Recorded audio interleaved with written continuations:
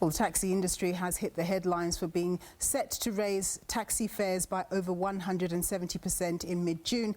They're citing higher fuel prices as well as their inability to run at full capacity within their taxis due to COVID-19 regulations under the Disaster Management Act. During lockdown levels 5, 4 and even 3, their revenues have come under pressure. When this happens, it impacts on their ability to pay their dues, including critically their loan repayments on their key asset, that is their taxis. Well, to unpack what goes into financing a taxi and what impact the lockdown rules have had on the taxi industry, I'm joined on the line now by Maroba Maduma. He's the communication executive at Taxi Finance. Thanks very much for joining us, Maroba. So how have the COVID-19 regulations impacted on taxi owners' ability to pay their dues in terms of their loan repayments for their taxis, and what sort of accommodation have you as Taxi Finance been able to offer your clients during this very difficult time? Good afternoon and thank you very much. So the impact on the taxi industry, I'm sure everybody by now has felt and heard quite a lot about it. The impact has been extremely negative. With fewer people commuting during level 5 and level 4 even now, and also at the 70% capacity loading, we've obviously, I mean, the industry has experienced quite a decline in their profitability of their businesses.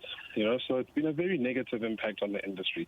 What we've done as Taxi is in the first month of the lockdown, which was April, we offered a widespread payment relief on an opt-out basis for installments due in the month of April, which resulted in about 25,000 out of our 32,000 customer base receiving payment relief over the period.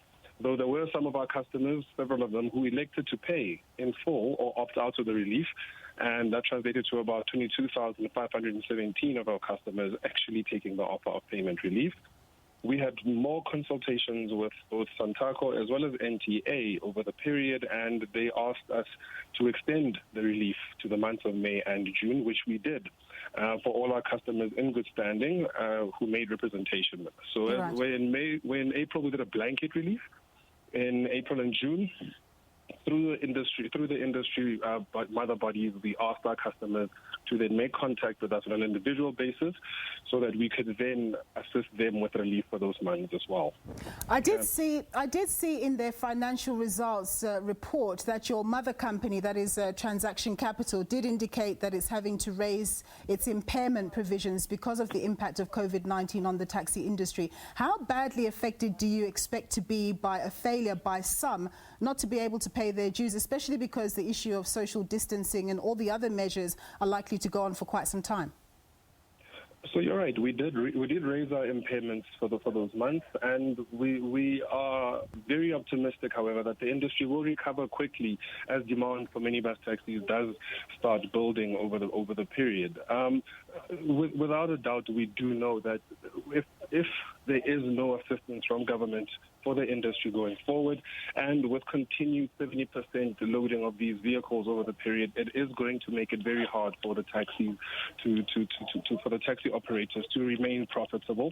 However, we do believe that as and when more and more industries start opening, with the industry being a precursor of economic activity in that its commuter mobility is then taken care of by them, we expect that there will be a good recovery from the industry. However, we are also 100% behind the taxi industry in saying that there needs to be some form of relief for the taxi operators, because we cannot go on at the moment where you expect them to only take 70% loading and a 30% being taken care of.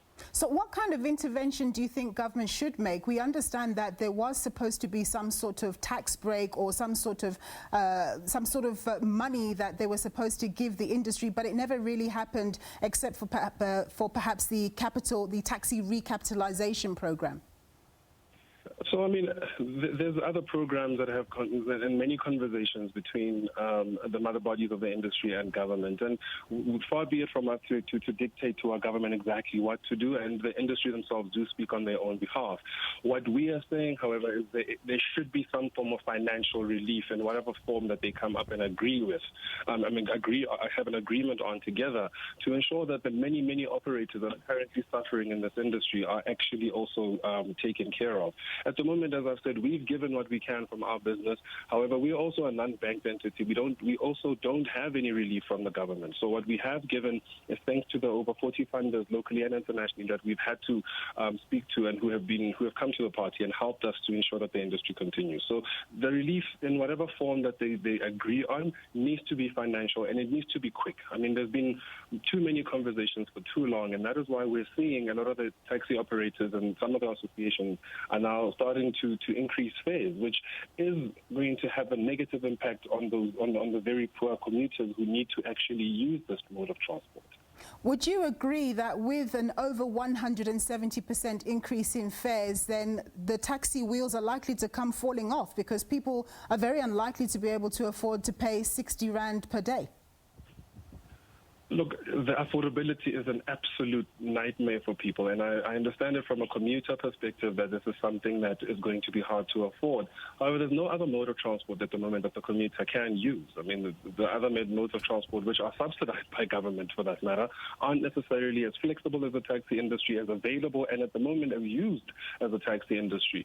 So, I mean, unless somehow government is able to very miraculously quickly put other forms of transportation on the ground, the commuter at the end of the day will suffer, and we have to work together, and government needs to work together with the industry to very quickly find a way to help so that the end result is not a hurting on the commuter's pocket. So there needs to be that relief, and whatever form, whether the government says this regulation is necessary, the government is responsible for putting up regulations. So all these things that have been over the many years, all COVID has done is it's exposed us for how slow we've been in acting any form of proper regulation and such, which everybody wants at the end of the day, so that these industries that are very important to our commuters, to the nation, 63% of people use this industry when they public commute. So we can't not give it the attention it needs.